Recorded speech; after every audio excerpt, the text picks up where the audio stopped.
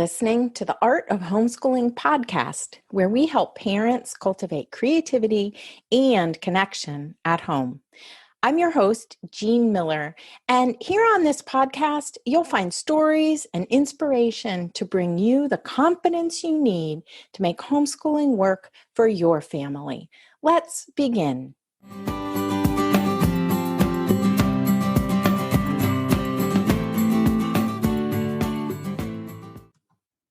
Today, I want to grant you permission to keep your homeschooling and your life really simple. Welcome to the Art of Homeschooling podcast. And in this episode, I'm going to share a little bit about how and why to do that. Because when we feel overwhelmed or life feels chaotic, our brains often think we're in danger. And then we go into fight, flight, or freeze mode.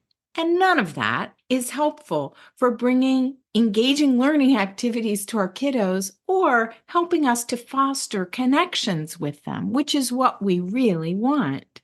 So if you've been feeling overwhelmed or discouraged lately, listen up, because in this episode, I'm going to share a bit about why this happens and how we can keep things simple no matter what's going on around us or how we're feeling about it.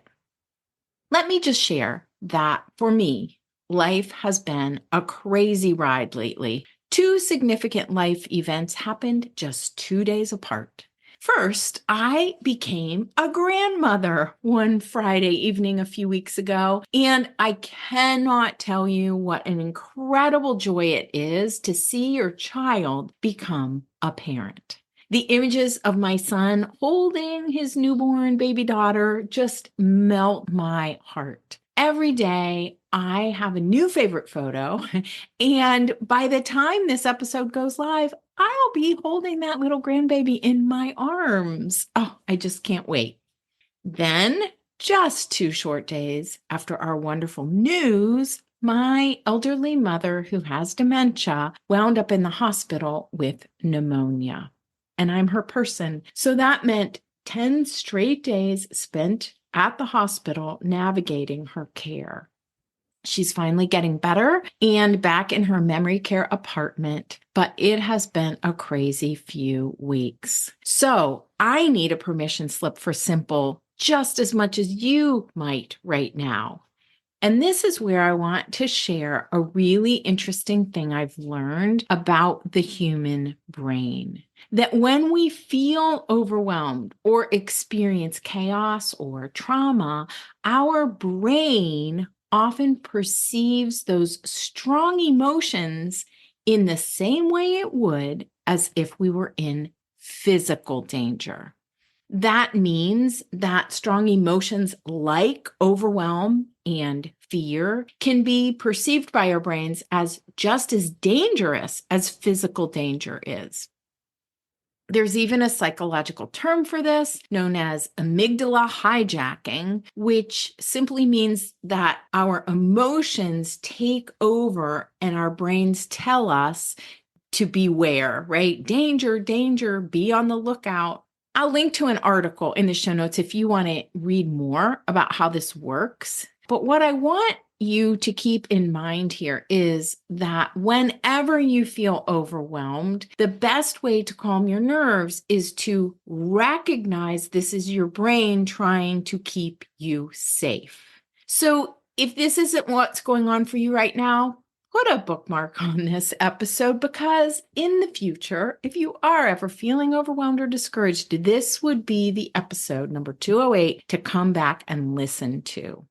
So when we are feeling overwhelmed, we can calm our nerves down by breathing. That can be a really powerful tool here. Or moving our bodies, like getting into our physical body and moving around to help move the emotions out. Getting outdoors is another really good way to help with this. And then after calming down, and when we want to get back to connecting with our children and get back to the homeschooling lessons, that's when you want to keep things really simple. This is helpful for us as homeschoolers anytime our rhythm gets thrown off. So the ideas that I'm going to share with you for keeping things simple can be applied in lots of different situations. When big life events happen, like what I shared is going on for me lately, or when someone is ill, the holidays are busier than usual, or our kids are simply overstimulated by events that are happening. Really, anything that's revving up everyone's emotions can be a time to apply these ideas I'm going to share with you. That's where your permission slip for simple comes in, right? Scale back your lessons, your rhythm, your outside of the family activities for just a bit so that everyone can reset.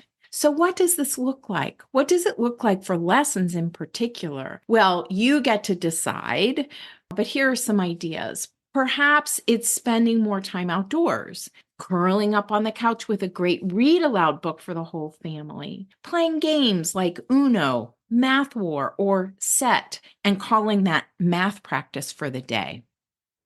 I have a really simple framework for scaling back in crazy times that I like to call the 20-20-20 rule. And it's 20 minutes of each of the main subjects that you could do in a day, 20 minutes of activities in each of those that can help you really feel like it's not all or nothing. Go listen to that podcast episode from a few weeks back if you want. But it can help you feel like you've really done some homeschooling without putting you into the overwhelm spin. If you want to hear more details about this, check out my Homeschool Simplicity 101 collection. I'll be sure to link to that in the show notes as well, because it gives you more background on this and some more examples of how to do it in your own homeschool. Here is another simplification strategy for homeschooling through the holidays in particular, or really anytime life gets busy. I learned the hard way that keeping a full lesson structure in the month of December rarely works. Then I discovered something that I call handwork plus stories. It's a great homeschooling approach for the holidays or tough times in general, pairing a book, a really fabulous book, a children's book that you can read to the whole family with a handwork project. And if you want to join a loving community of like-minded homeschoolers while we all bring handwork plus stories to our kiddos during the holiday season, check out the Inspired at Home community. This is our focus for the month of December every single year. And so far, we have over 20 book recommendations paired with handwork projects just for you and your family. You can find links to Homeschool Simplicity 101 and the Inspired at Home community in the show notes at artofhomeschooling.com/episode 208. Here's a little recap of this short and sweet episode today. First, when big emotions come our way, our brains might react as if we're in real physical danger. So the next thing to do is calm your body down, like get into your physical body and use some techniques to bring that sense of danger down. Then simplify your homeschooling and your life. You could implement the 20-20-20 rule in your homeschool or switch to a simple weekly rhythm of handwork plus stories. And that, my friend, is your permission slip for simple. Hope that helps you today, no matter where you are on your homeschooling journey. And now I have one little request. If you found this episode encouraging or love listening to the Art of Homeschooling podcast, please share it with at least one friend who you think might benefit from listening in. Thank you so much for being here, and I'm sending you peace and hugs. Catch you next time. That's all for today, my friend. But here's what I want you to remember. Rather than perfection, let's focus on connection. Thanks so much for listening, and I'll see you on the next episode of the Art of Homeschooling podcast.